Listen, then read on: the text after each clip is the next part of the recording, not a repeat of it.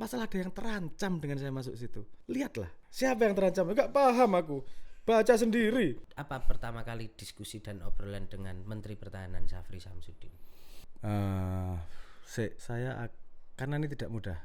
Saya juga nggak 100% nyalain buzzer. Buzzer juga saya yakin kok kalau ada pekerjaan yang lain tanpa harus nyakitin orang, mereka mau kok. Yeah. Problemnya kita memang kurang 19 juta pekerjaan atau berapa itu berapa itu ya? Kayaknya, itu masa belum kelihatan itu. Privilege, kalaupun Cak Nun, kalaupun apa yang kamu bilang privilege, saya membuat jalan posisi tidak enak yang saya pengen memecahkan masalah yang ada sekarang. Saya nggak ngomong saya akan memecahkan masalah dari dalam, nggak gitu loh. Saya paham betul bahwa ini sistemnya kompleks, pemerintah itu jahat atau inkompeten. Kalau inkompeten, kita bantu kompetensinya, bareng-bareng gotong royong. Kalau memang jahat, ayo kita rencak bareng-bareng. Kita kan belum ada truthnya ini. Truthnya belum ya. Semua tebak-tebakan semua ini.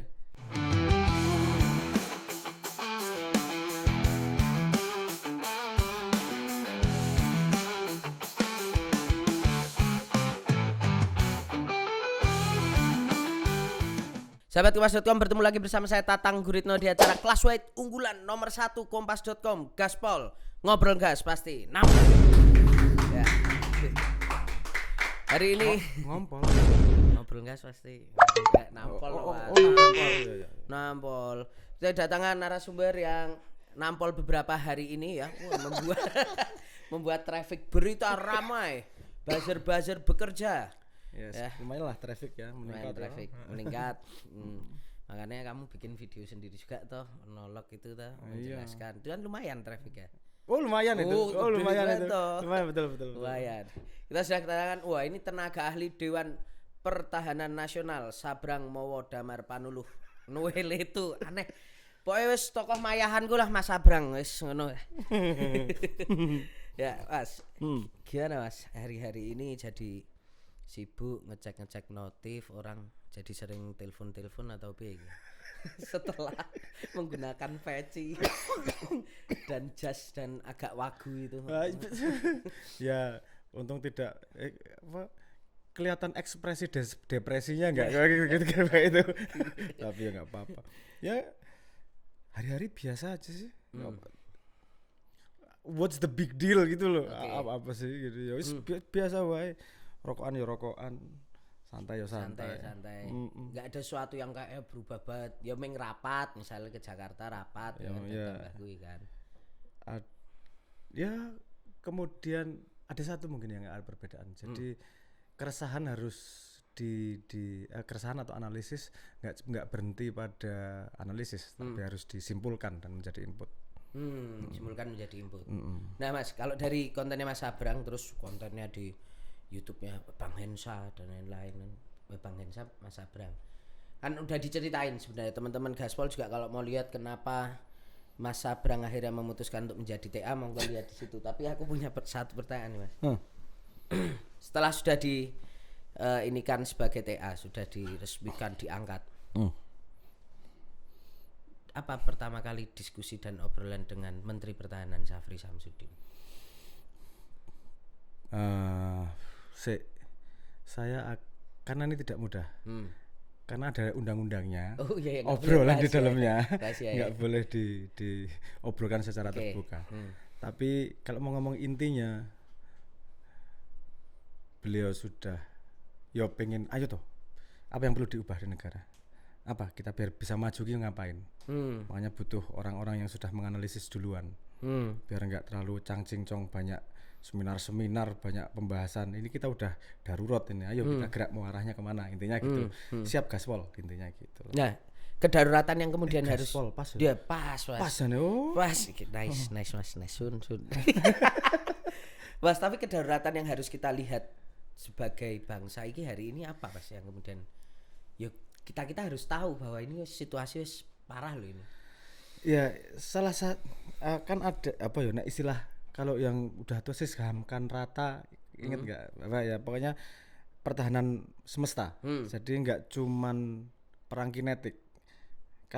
Kalau nonton di YouTubeku, di channelku, saya pernah ada episode evolusi perang.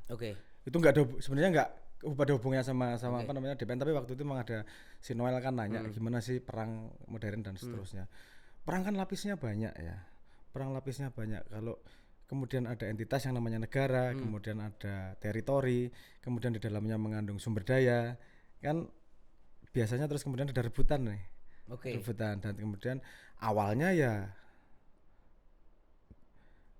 perangnya perang kinetik, pakai peluru, pakai siapa yang orangnya paling banyak bisa ngalahin yang lain, terus kemudian senjatanya evolusinya lebih baik sampai pada titik bahwa senjatanya terlalu bagus, kalau saya mati kamu juga mati, kalau kamu mati saya juga mati.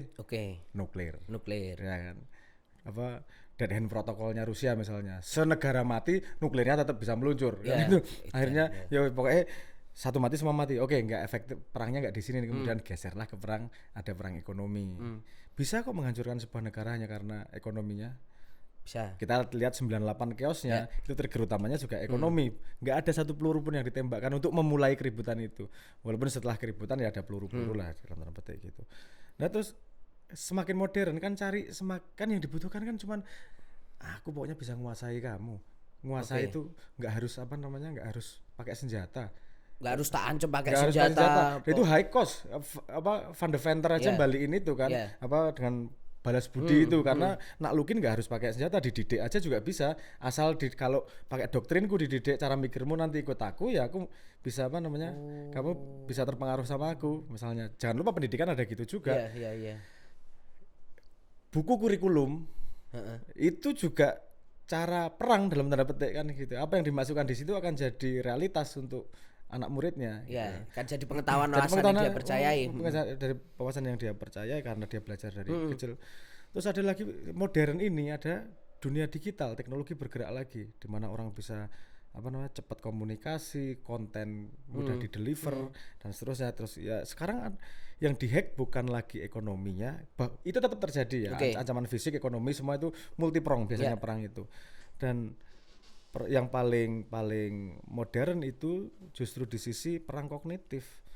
Ngapain saya ngancurin repot-repot ngancurin negara saya, tak cari duit dengan cara membuat platform agar manusia yang make itu punya perilaku tertentu sehingga mereka menghancurkan dirinya.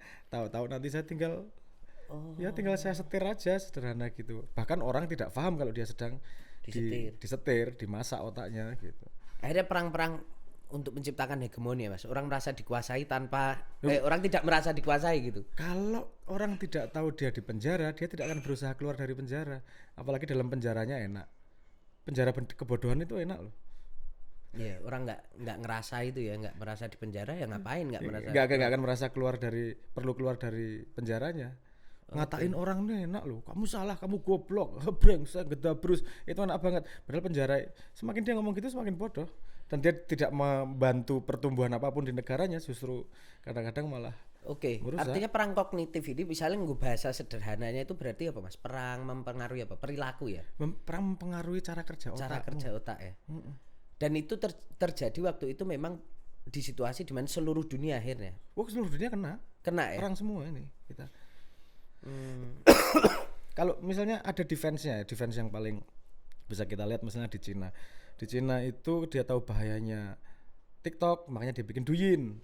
Douyin itu alternatif dari TikTok. Di limit dalam sehari cuma bisa pakai 3 jam misalnya. Terus algoritmanya yang keluar bukan yang joget-joget, tapi yang science. Efeknya ketika ke tahun 2022 kalau enggak 2023, ketika ada riset cita-cita anak kecil, mayoritas pengen jadi influencer, pengen jadi YouTuber. Hanya di Cina yang pengen jadi saintis, jadi astronot nomor 1. Karena dia melakukan pembatasan itu ya. Dia paham bahwa ada perang kognitif kan gitu. Makanya kenapa sekarang misalnya kayak Australia atau mana ya Mas yang mulai membatasi penggunaan anak-anak usia di bawah berapa nggak boleh pegang medsos. Coba jenengan cari. Bahkan yang bikin like pertama itu menyesal karena dia merasa tadinya ngasih hadiah kepada dunia, dengan memberi love itu berarti kan saling menghargai. Ternyata justru itu yang merusak dunia. Karena orang akhirnya merasa diapresiasi, cuma sekedar like-nya kita di medsos ya. Iya, karena itu jadi parameter standar kemudian baru. Bahayanya kan itu jadi standar cara menilai orang lain. Ini Di like, disukai. Karena mayoritas truth itu nggak enak. Obat itu nggak manis, yang manis itu yang bikin diabetes. Jadi orang terbiasa cari yang manis-manis aja. Bagian dari cognitive work juga itu. Truth itu nggak enak ya, benar. Truth itu nggak enak. Rata-rata ya, sering kali truth itu, obat itu selalu rata-rata ya pahit. Makanya orang sekarang lebih menikmati, makanya era post truth ini susah banget untuk kita ini kan ya. Lagi-lagi ya kan? post truth di mana informasi diulang-ulang sehingga dia dianggap sebagai kebenaran kan gitu. Problemnya apa? Karena kita tidak bisa bersandar pada sumber kebenaran. Kita nggak punya sumber kebenaran. Itu makanya pertanyaan saya itu, kalau Anda mau cari informasi yang benar di mana sekarang? Kira-kira di mana? Di trending topik, di akunnya siapa, di medianya siapa, atau sumber primernya ngomong apa? Sumber primernya nggak ngomong apa-apa, kita berprasangka, masak prasangkanya, terus kemudian kita punya konklusi data ya dari asumsi. Bayangkan sebuah keputusan itu selalu diambil dari data. Kalau datanya salah, keputusannya ya pasti salah. Itu berlaku pada level personal sampai state, bisa negara. Kalau negara lebih peduli viral daripada masalah yang sebenarnya, ya maksudnya saya gini, masalah nggak dihandle selama berapa bulan, ketika diviralkan langsung dihandle 2 hari, itu problem besar. No viral no justice itu kan juga problem itu. Itu problem besar karena yang dihack bukan hanya rakyatnya, cara memerintahnya juga dihack, cara govern the country juga dihack. Nah, dalam konteks pertahanan atau dalam konteks keamanan negara, Mas, apa yang kemudian ini bahaya loh ini bahaya loh. Itu tuh di titik mananya? Apakah karena masyarakat kemudian dengan pola-pola kita selama ini akhirnya jadi mudah terpancing pada satu isu atau kemarahan tertentu, atau gimana, Mas? Itu turunan ya. Itu turunan. Itu turunan reaktif, terus kemudian ngambil keputusan yang salah, lebih mudah tribality, itu turunan semua. Karena kognitif kita tidak dilatih untuk tidak mampu berpikir panjang dan dalam. Tapi kalau ini sebenarnya masalah kemarin, bukan masalah sekarang. Masalah kemarin yang saya sudah teriakkan bertahun-tahun tapi nggak ada yang peduli, bahwa nanti kita akan kehilangan cara untuk bisa membedakan mana benar mana salah, karena dua-duanya asumsi dan opini. Kenapa sekarang jadi lebih lebih urgent lagi? Kita masuk pada bentar lagi kan masuk pada sebuah era di mana bukan kita tidak bisa membedakan mana benar salah. Kita tidak lagi bisa membedakan sesuatu itu exist or not exist, ada atau tidak. Itu lebih fundamental dari ada salah atau tidak salah loh itu.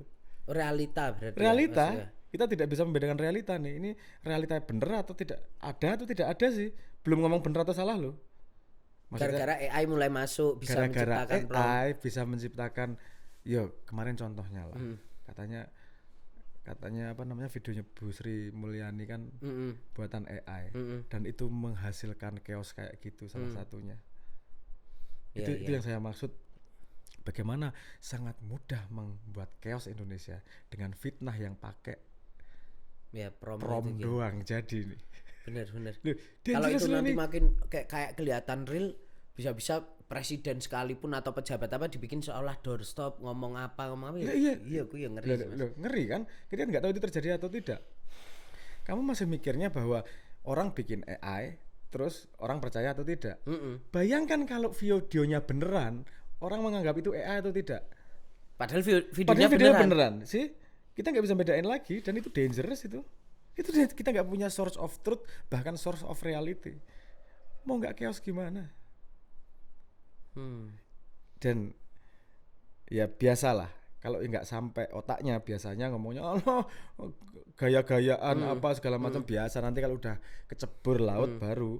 Dan ini kan jadi gini nih dilemanya buat saya, seperti kalau ada bis mau masuk jurang, kamu lebih seneng menjadi benar atau handle situation?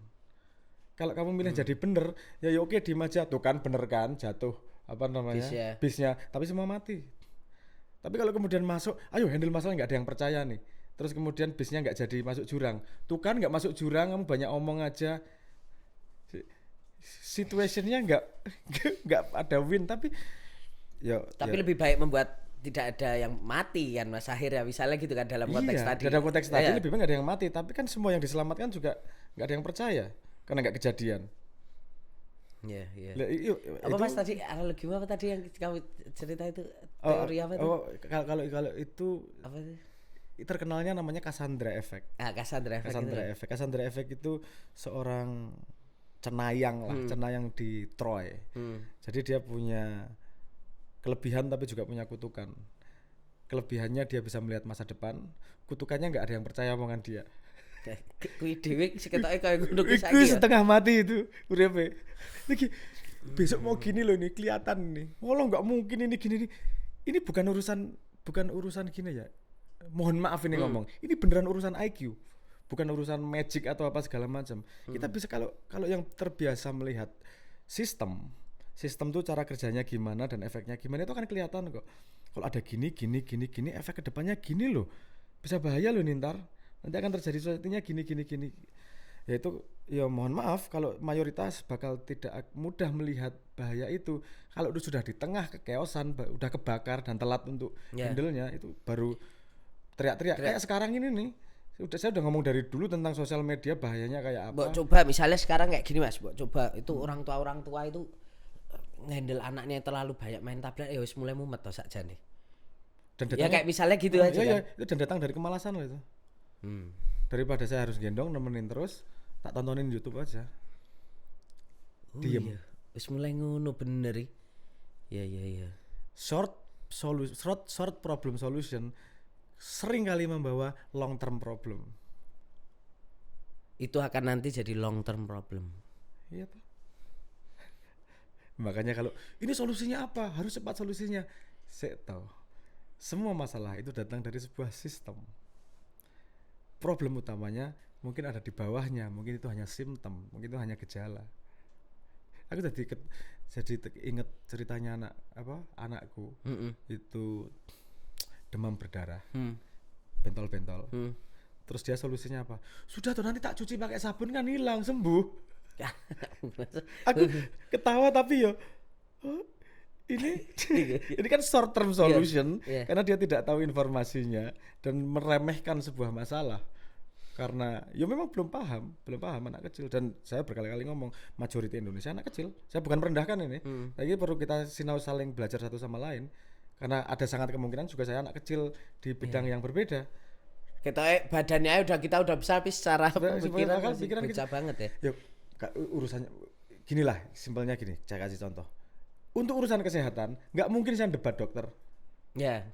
Kamu punya masalah, makanya nggak teratur. Iya dok. Nggak gitu. Menurut trending topik nggak gitu saya. Manut saya. Kenapa? Karena paham bahwa saya bodoh. Ya. Tapi di bidang yang lain, itu trending topik selalu lebih dipercaya dan semua orang bisa dibantah oleh siapapun di sosial media. Ya. Dan itu juga kadang-kadang problem. Untuk fun nggak masalah, ketawa-ketawa. Tapi kalau untuk solving real problem itu jadi masalah. Akun-akun dengan gambar-gambar nggak jelas mulai ngomongin banyak hal itu juga kan. Saya juga bisa membela mereka juga. Saya juga bisa membela mereka loh. Karena kita tidak cukup lapangan pekerjaan untuk bisa memberi pekerjaan kepada mereka agar cari makanan tanpa harus menyakiti orang lain. Oh iya benar. Lapangan pekerjaannya. Jadi masalahnya bersambung-sambung gini. Saya juga nggak 100% nyalain buzzer. Buzzer juga saya yakin kok kalau ada pekerjaan yang lain tanpa harus nyakitin orang mereka mau kok. Problemnya kita memang kurang 19 juta pekerjaan atau berapa itu berapa ya? Itu masa belum kelihatan itu. Kopi masuk dulu.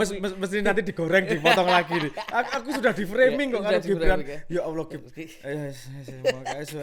ayo demi traffic monggo. Kita sudah kurang makan, ayo nggak apa-apa wes traffic ya. Kalau ngurut ke belakang semua, kita bisa nyalain yang lain, anything lah, any problem itu kita bisa nyalain orang lain. Tapi let's stop mari berhenti menyalahkan dan memulai mengarahkan energinya pada solusi. Nggak mungkin ada satu orang punya solusi atas semua hal. Dan kita punya hidden gem. Gem tersembunyi dari masa lalu yang sudah lama dilupakan. Hanya tersisa sebagai kata-kata, yaitu gotong royong. Iki padahal orang paling dengerin Gen Z apa cacah nom aku ki Mas gotong royong alah. Iya. Ya kan? Ya karena memang itu tidak dipelihara nilai itu. Padahal itu dasar negara. Makanya saya berkali-kali ngomong pemerintah itu salah satu kegagalan terbesarnya. Sampai saya ngomong pemerintah itu pengkhianat, itu karena tidak mampu membawa gotong royong. Oke, di antara memecahkan masalah yang lain, gotong royong adalah metodologi endemik dari Indonesia. Itu yang jadi spiritnya kita sebenarnya. Itu spirit kita banget. Pak Karno yang ngomong begitu aku. Kalau Pancasila diperas menjadi satu kata, itu gotong royong. Artinya itu jantung kita, gotong royong. Itu bareng-bareng mecahin masalah bareng. Kayak gotong royong di kampung tuh loh. Yang penting guyup yo bareng-bareng, energinya nggak saling nyalain tapi mau mecahin bersama. Walaupun nanti di tempat gotong royong ada yang cuman malangkerik, yuk cuk, yuk dipacul cuk, nggak mau kerja apa-apa juga ada juga. Tapi kita spiritnya bersama pada gotong royong, mecahin masalah bareng. Yang punya akal sumbang akal, yang punya duit nyumbang kopi, yang punya kemampuan pacul minjemin paculnya, whatever lah. Tapi ayo toh balikin spirit gotong royong toh. Dicoba. Kalau kamu nggak percaya, at least try. If it doesn't work, at least we try something. Kita udah lama stagnan nih. Selain ejek-ejekan kayak gini nih. Ya, ribut-ribut sendiri. Ribut-ribut sendiri terus-terusan. Ayo mbok cari jalan lain, eksperimen yuk setahun yuk. Lihat ada efeknya enggak. Kalau nggak ada ya wes balik ribut lagi atau cari hipotesis baru. Iki mesti komen-komen gue wis ono ngene iki Mas, tak tebak. Alah, iya dia ngomong gitu sekarang jadi bagian pemerintah. Alah gitu. Mesti. Biasanya ada yang gini. Gedabrus. Tae. Ada yang gitu-gitu. Omon itu. Omon. Enggak kayak bapaknya ini. Wes kuwi. Ingat. Kita nggak boleh marah sama orang-orang itu. Nggak boleh Mas. Ada kemungkinan mereka sedang cari pekerjaan. Ada kemungkinan memang tidak sampai otaknya. Jadi ya kamu nggak bisa marah sama orang bodoh. Sama orang bodoh itu diajarin. Kan gitu. Kalau nggak mau belajar, ya biar dia suatu hari belajar sendiri. Ngeritik lewat ngetik itu mudah, apalagi nggak kelihatan mukanya. Yang real itu depan langsung. Kalau ngomong kritik, kamu ngeritiknya dari jauh, pakai mikrofon. Saya ngeritiknya di depan meja loh, sama orang yang langsung saya kritik loh. Ini malah kamu mau musuhi nih. Ini nggak kita bareng-bareng, justru kita. Kalau saya boleh punya pilihan, saya akan membawa kritik yang kita kumpulkan bersama di masyarakat sebagai realitas bersama nih.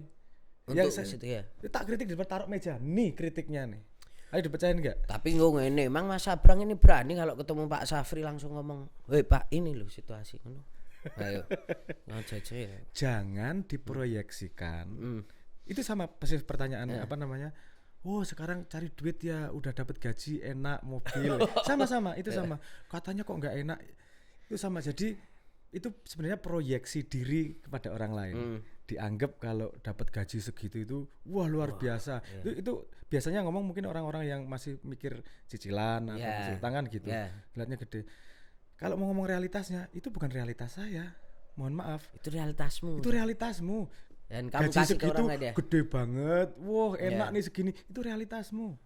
Kalau mau pakai realitasmu, mohon maaf aku nyanyi di kawinan itu udah lebih gede daripada gaji ini gaji kayak gini ya ngomong kasar ya misalnya tapi masuk leto yang kawinan Mas emang sono itu contoh yang misalnya Oke lah saya diem royalti juga jalan terus aku gak butuh itu tapi kalau ngomong gitu kan sombong nah tapi saya tapi tak omongin juga tapi saya tak pakai argumentasi lain yang menyenangkan orang itu beda. Mungkin ada yang senang dengan comfort. Kalau saya lebih senang freedom dan privacy.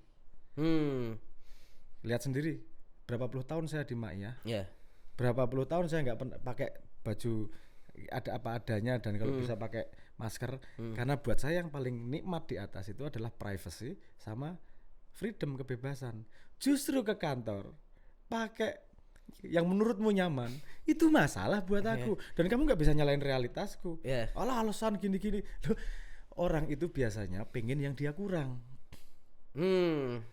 Kalau orang miskin mesti ngomongnya oh itu enak banget hidupmu. Kalau saya kurangnya privacy. Ya. Dari kecil nggak punya privacy, mohon maaf. Bapak Cak Nun bapakku sini, terkenal ya. Iya.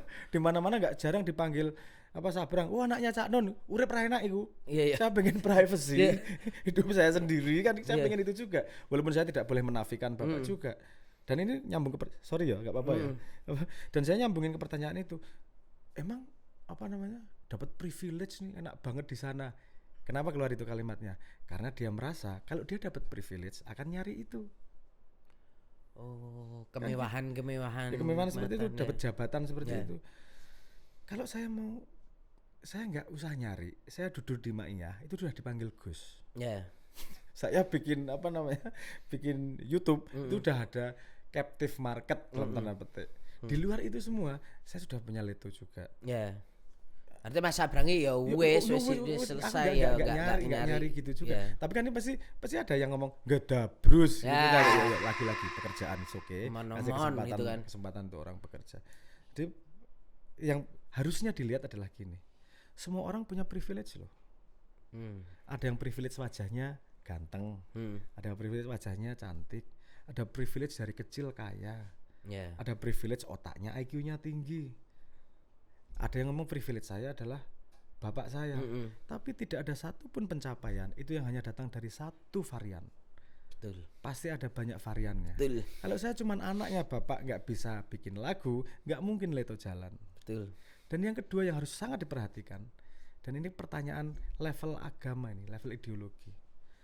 Dengan privilege-mu apa yang kamu lakukan? Damn. Betul. Kamu dikasih privilege, buat apa privilege-mu? Dan saya berani ngomong nih, privilege kalaupun Cak Nun, kalaupun apa yang kamu bilang privilege, saya membuat jalan. Posisi tidak enak yang saya pengen membawa, memecahkan masalah yang ada sekarang. Saya nggak ngomong saya akan memecahkan masalah dari dalam, nggak gitu loh. Saya paham betul bahwa ini sistemnya kompleks. Atau bahkan nggak ngomong juga kalau saya ini berkorban demi kalian, enggak. Cuman nggak nyaman aja sebenarnya kan posisinya hari ini. Nggak nyaman, posisinya nggak nyaman. Kan? Karena kebetulan, kenapa saya ngomong kebetulan posisi yang bisa melakukan stun kayak gitu, itu memang saya. Yang stunnya, yang bisa melakukan stun kayak gitu, posisinya saya pada koordinat yang tepat. Pertanyaannya kan, gue berani atau nggak berani? Oke, aku tak berangkat, tapi ayo pegangan nih. Pegangannya kenapa? Kamu awasi aku kalau aku sampai keseret nih, sampai belok nih. Saya jalan juga, ayo perjuangan bareng-bareng, ayo gotong royong nih. Agar ada bahan yang saya bawa ke sana, saya dorong nih ke sana.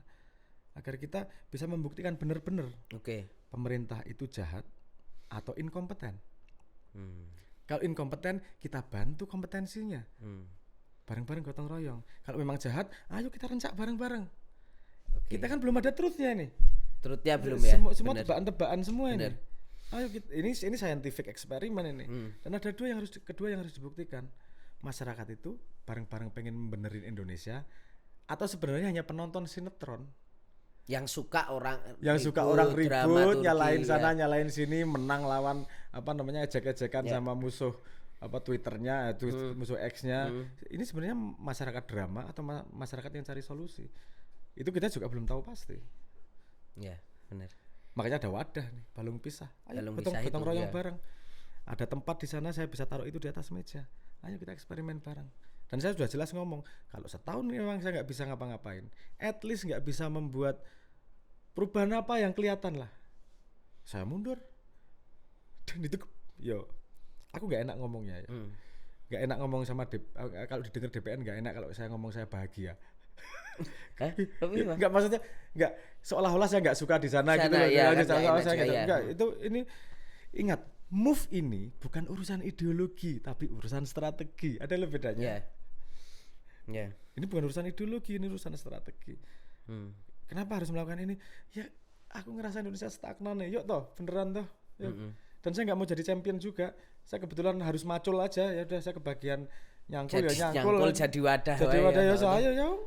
Semua orang punya perannya sendiri-sendiri kok. Tapi berarti di Mayahan nanti bisa sangat mungkin Mayahan bersama Safri Samsudin ya? Enggak mungkin gitu ya? Masa ya? Safri ya? Saya suwe banget omongan ngawur-ngawur ya. Tapi Mayahan jalan terus Mas? Tetap jalan terus ya? Mayahan jalan terus. sebulan sekali tau paling enggak. Kalau di KC sebulan, hampir di semua tempat. KC, Bang Wetan, ada Gambang Syafaat, ada macam-macam. Ma'iyah itu sekarang kalau nggak salah ada di 62 kota. Dan Ma'iyah itu memang tipikalnya tidak ada top down cara berpikirnya. Itu bebas berpikir, kedaulatan berpikir. Kamu masuk kandang kambing nggak jadi kambing, kamu masuk kandang ayam nggak jadi ayam. Be yourself yang berguna di tempat itu. Dan kalau mau ngomong dari sudut pandang Ma'iyah, saya proving itu. Ini bukan taruhan tentang diri saya, ini taruhan tentang apakah nilainya bertahan di tengah badai. Nilai Ma'iyah bertahan. Taruh di tengah kawah Chandra di muka. Lihat setahun nanti saya berubah atau enggak. Itu Anda lihat nilai Ma'iyah bertahan atau tidak. Tonton. Kalau kamu sekarang ngomong, wah udah bisa dibayar, itu kamu stupid loh, belum melihat buktinya. Lihat setahun lagi boleh kamu ngatain kalau saya berubah. Ya, betul, Mas. Tapi Cak Nun piye Mas? Apa Mas? Pas Cak Nun, Mas Abrang jangan. Beliau sudah mewakafkan mayoritas hidupnya untuk Indonesia, dan saya tidak mau, benar-benar tidak mau membebani beliau untuk urusan Indonesia lagi. Wis penis istirahat. Dan jangan ngomong, oh kamu sok-sokan apa segala macam. Ora, mohon maaf, saya ngambil hak prerogatif itu bapakku. Bener. Saya ngambil hak prerogatif itu bapakku, dan saya nggak mau bapak saya dibebani lagi. Udah, kamu kalau memang nyuruh bapak saya gini-gini, kamu tuh anak muda, kamu bisa melakukan sesuatu, jangan nyuruh-nyuruh, jangan pinjam tangan, jangan pinjam kaki, tandang, bergerak. Gantian ngono lho. Generasinya mana? Nggak mudah. Tapi bapak kan sudah terkenal, mulainya juga nggak terkenal. Dia juga berjuang, semua tuh berjuang. Ayo bareng-bareng toh. Susah banget toh ngajakin bareng-bareng ki, ya Allah. Ayo toh nggak sah. Bener. Angel banget ya. Angel banget, curigaan terus ini tadi. Cognitive war-nya udah berhasil di Indonesia soalnya. Susah banget nge-revertnya. Ya kita ya wis, Mas. Ayo sekarang bahas soal isu terkini ayo. Kan Mas Abrang kan TA geopolitik juga toh. Oh, jane ora aku kayak geostrategi. Tapi ya wis oke, apa geopolitik ya. Mas ini loh, ketika aku sebenarnya sebagai awam iki agak bingung. Mungkin teman-teman yang lain juga banyak yang bingung karena sekarang udah mulai banyak counter-counternya merasa bahwa kenapa toh Prabowo itu harus bergabung dengan Dewan Perdamaian Gaza.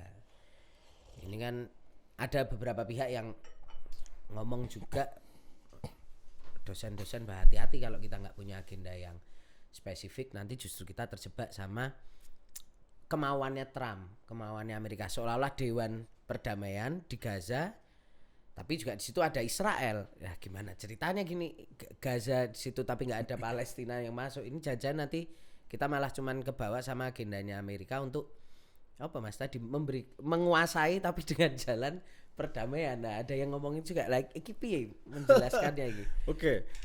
Karena saya bukan temen ngobrolnya Pak Prabowo, jadi saya sih nggak tahu juga sebenarnya strategi besarnya seperti apa. Saya tidak bertanggung jawab terhadap itu. Saya sama sekali nggak tahu. Tapi kalau saya jadi juru bicaranya, menterinya, ini seandainya ya, bukan berarti ini sudut pandang saya. Dari sudut pandang TA, saya nggak berani ngomong apa-apa karena itu bukan areanya. Itu kan geopolitik gitu. Geopolitik. Tapi kalau saya ini lagi-lagi lecture nih ntar nih, dipakai nih. Argumentasinya. Oh, ini macak ya, ini macak ya. Macak apa namanya? Menjelaskan strategi Indonesia masuk ke situ. Kenapa Indonesia masuk ke situ? Kan Palestina nggak ada. Loh, justru itu menjadi place in dari Palestina. Kalau nggak ada Palestina, siapa yang akan membela Palestina? Di situ ada Israel. Justru harus ada Indonesia. Kalau tidak akan membangun siapa yang akan membela Palestina? Justru Indonesia wajib hadir di situ untuk bisa mengcounter balance apa yang didorong oleh Israel. Kalau kita tidak di situ, kita menang secara moral, tidak berani lawan Israel, tapi kita kalah secara utilitarian. Kita tidak bisa memastikan bahwa kepentingan Palestina dibela, kita tidak memastikan bahwa duit itu buat membangun Gaza, sehingga kita harus berani tarung, berdiri di situ untuk membela Palestina. Jadi kita berhadapan gitu langsung dengan Israel. Enggak lari dari gelanggang. Apa gunanya kemenangan ideologi, kemenangan moral, tidak mau bersama Israel, tapi orang-orang Gaza tidak mendapatkan rumah sakit, tidak mendapatkan gedung pendidikan, tidak mendapatkan rumah-rumahnya terbangun lagi. Saya lebih memilih Indonesia memenangkan secara utility daripada hanya moral-moral yang tidak punya fungsi buat orang Gaza. Indonesia harus hadir melawan Israel atas nama Palestina. Gitu ya. Bangun. Wah nyeboki ora iki lho, aku ngajari dadi diplomat ngene iki lho. Iya. Itu ya, artinya strateginya yang harus dipikirkan. Saya nggak tahu, terus terang saya nggak tahu. Saya terus terang nggak tahu gimana strateginya. Tapi yang saya bayangkan logiknya yang benar tuh harusnya gitu.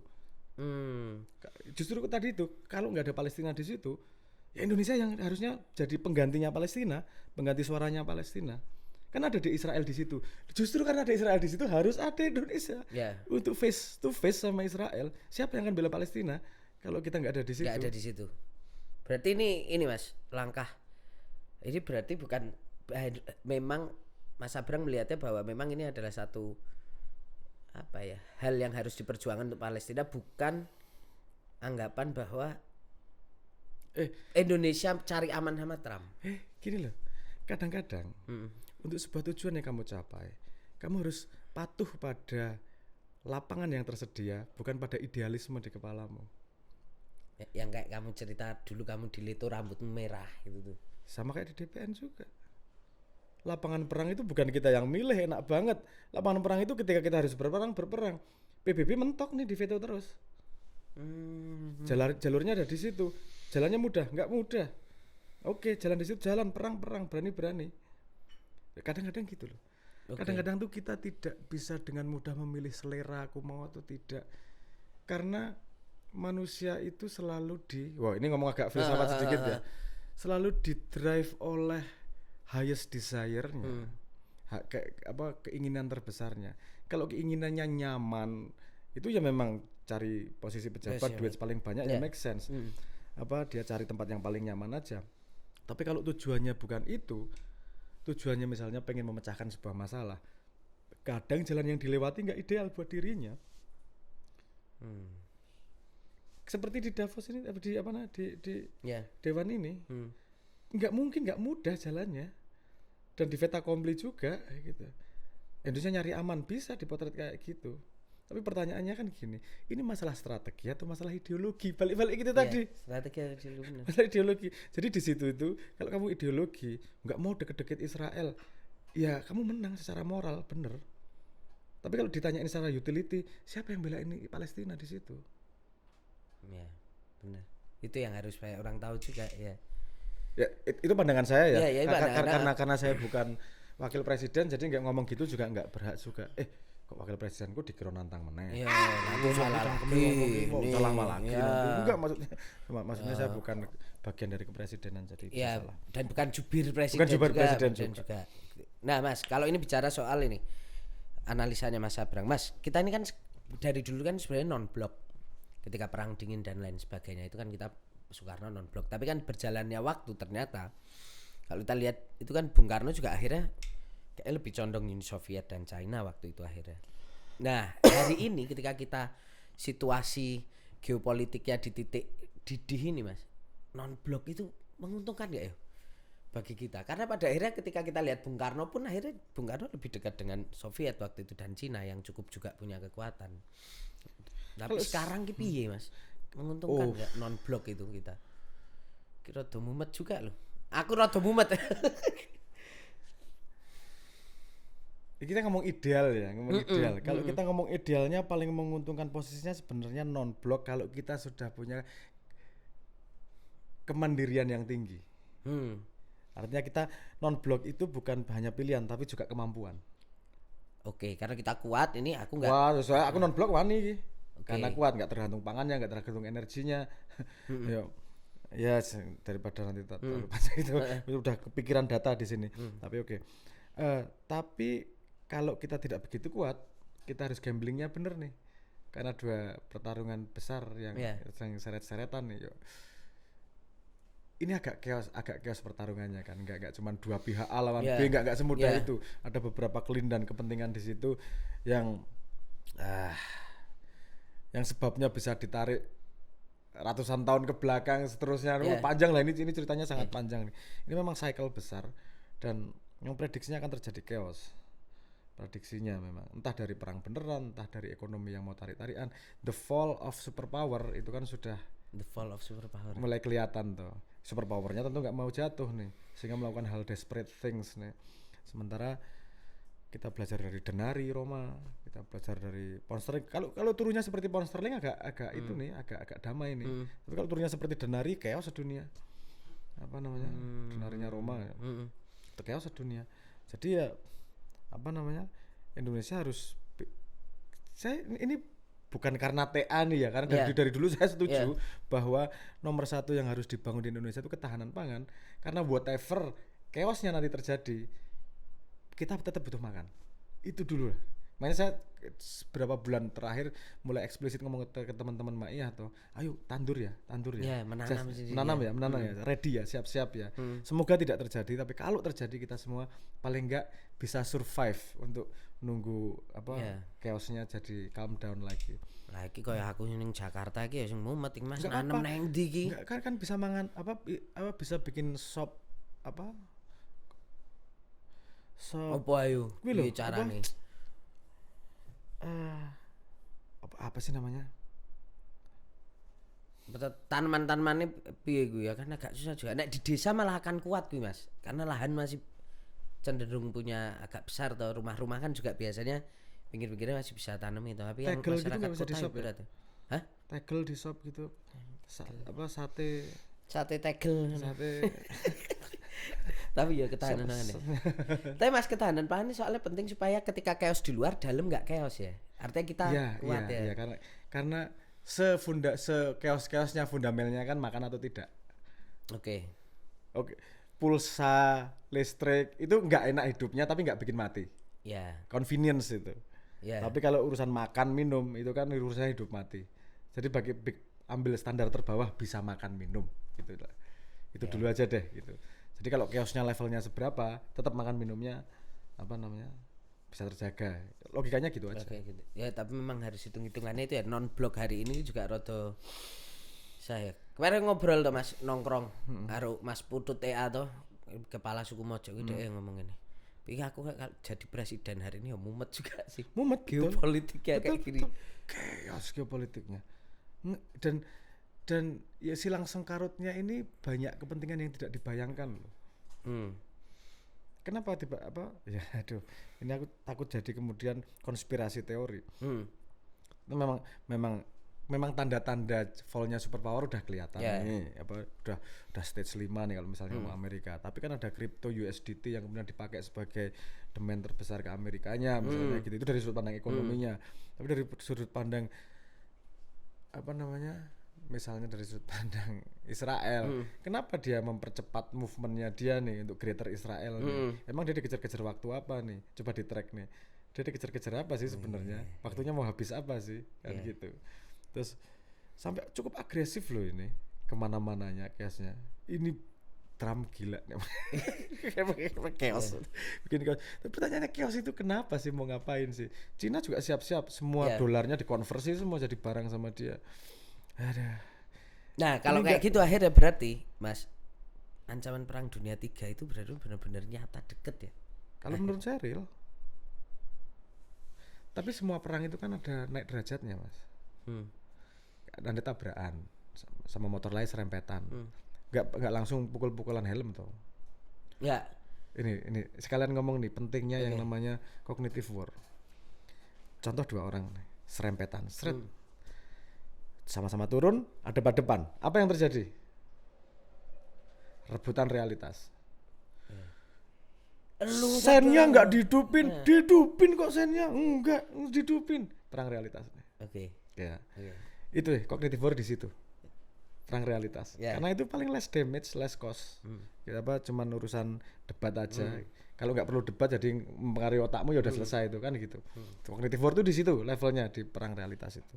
Terus kalau udah perang realitas nggak ketemu, perang berikutnya power.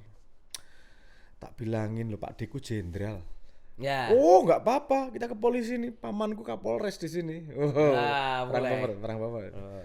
Gertak-gertakan nih. Udah Setelah itu perang ekonomi. Ya udah ganti berapa? Ya ini yang penting ini didandanin, nggak mau. Ini perang ekonomi nih. Siapa yang dandanin punya siapa? Caranya gimana? Itu nggak ketemu, baru perang fisik. Ya, terakhir. Terakhir oke, antem-antem pukul-pukulan. Udah. Dan itu juga menggambarkan geopolitik kita hari ini ya ini ya. Hampir semua pertarungan seperti itu. Dan itu yang membuat laki-laki takut istri. Nah, iki. Ya. Lo coba gini. Kalau pertarungan realitas kalah, terus turun sampai pertarungan pengaruh juga mungkin tuh sama istri. Terus kemudian pertarungan ekonomi kasih hadiah tetap marah. Enggak tahu. Turun lagi perang fisik. Masuk mau ngantem bojomu. Kan nggak bisa diem akhirnya. Dan laki-laki tahu kalau ini pertarungan diteruskan lama-lama ke level fisik, saya nggak akan bisa ngantem dari awal ya. Iya udah ya. Sampean yang bener wes. Udah gitu aja karena kita tahu endingnya. Endingnya nggak mungkin juga kita ngeplak istri, nggak mungkin. Makanya ya udah mesti kalah ya, Bu. Mesti kalah wes. Iya bener. Sampai ada cerita loh Mas. Itu orang jadi ketika mau mau hisap itu ada 2 antrian. Judulnya di sini laki-laki takut istri, yang sini laki-laki berani sama istri. Di sini antriannya panjang banget. Yang berani istri cuma 1 Mas. Tahu nggak siapa? Cuma 1, terus ditanyain sama yang lain. Kamu ngapain di situ? Nggak tahu, disuruh istri katanya. Itu pun karena dia disuruh sama istrinya. Ya. Aduh. Sampai belok ke situ. Tapi the nature of conflict itu kayak gitu. Nature of conflict. Jadi apakah perang dunia ketiga sampai fisik possible? Kalau ini nggak ketemu sampai ke bawah. Nah, kalau menurut Mas Abrang sekarang udah sampai di titik mana nih? Karena kalau aku lihat kemarin 27 ada yang ngomong kan. Sekarang ini masih ekonomi berarti. Sudah ekonomi. Bentar lagi. Power udah, tarung realitas kognitif udah, ya power. Waduh, ekonomi. Dikit lagi nih ya. Oke, ya udah. Nah, Mas, terakhir, apa hal paling buruk yang harus kita bayangkan ketika kemudian negara-negara ini berperang, kita mungkin akan masuk ke fase perang dunia ketiga. Impact-nya yang mungkin bisa kita rasakan supaya teman-teman ini juga mulai memikirkan kayak gitu. Saya real ya, saya ngomongnya real ya. Kamu siap-siaplah untuk mati. Dewi Indonesia kan Dewi nggak perang. Enggak. Kamu secara personal itu siaplah untuk mati. Karena ketika kamu sudah menerima kematian, tidak ada kesulitan di dunia yang menakutkan kamu. Damn.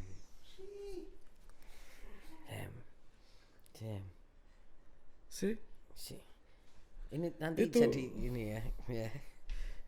Ya kudu siap mati ngene ya. Kamu nggak bener-bener hidup kalau masih takut mati. Karena mati itu realitas. Itu nggak satu-satunya realitas yang nggak mungkin kamu hindari udah. Dan kalau kamu sudah siap mati, resiko lainnya tuh ya bisa ditangani. Apa mau diserang buzzer se-Indonesia? Masih kamu, hidup kok, kamu. Masih bisa garuk pantat enak kok. Kayak kamu. Terus saya itu ngapain sih? Jadi TA di Jakarta Pusat aja ada 7.000 balik. Aku jadi kukrek-kukrek. Kalau kamu mau ngelihat di ke belakang, itu bukan masalah saya, masalah ada yang terancam dengan saya masuk situ. Lihatlah. Siapa yang terancam? Enggak paham aku. Baca sendiri. Siapa yang terancam? Ayo. Siapa yang bisa menjawab? Yang suka tahu. Terancam mendoan aja. Pada terancam. Ya wis. Mas Abrang matur nuwun ya. Nanti kita ngobrol lagi ya. Siap. Semoga sukses dan ya wis biasa menghadapi Bazrus. Lagi satu lagi. Apa? Untuk teman-teman yang bukan kategori cangkeman dan hanya pengen nonton, ayo gabung gotong royong bareng di Balung Pisah. Gaspol nanti aku gabung siap, ya, Mas. Siap dengan senang hati. Ayo. Tapi itu udah bisa diakses belum kan?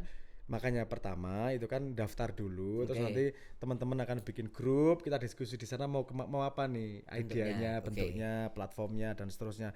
Saya cuman pengen mengingatkan bahwa kita punya kita punya nyawa yang namanya gotong royong dan itu sudah lama mati. Yuk dihidupin yuk. Siap. Itu. Semoga mendapatkan banyak pelajaran dari obrolan saya bersama dengan Mas Abrang. Itu sahabat Wasot, kita bertemu lagi. Saya Tata Gurito, tetap ngegas, tetap rapol. Bye bye.